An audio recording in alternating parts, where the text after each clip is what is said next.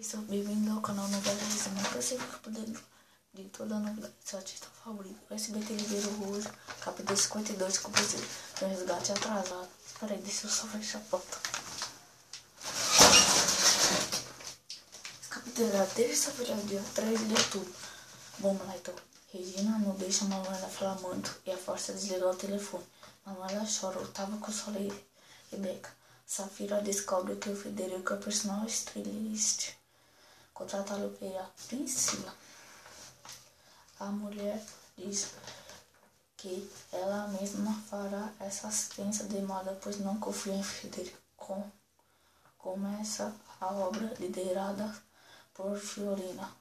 Nina aparece e contesta a construção da estátua. As duas discutem e brigam, quase se batem, mas são curtidas pelas pessoas da rede. Pessoal, muito obrigado por assistir o vídeo. Se inscreve aqui no comentário e não esquece de se inscrever no comentário que você quer desse capítulo. Também deixa umas perguntinhas aqui pra mim que hoje eu tô a fim de responder, pessoal. Então, siga nós pelo Facebook, Lucas Pires, que na minha descrição. Se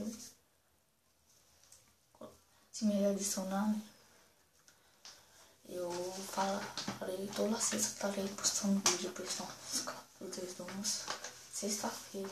Então, beijão pra vocês, até a próxima.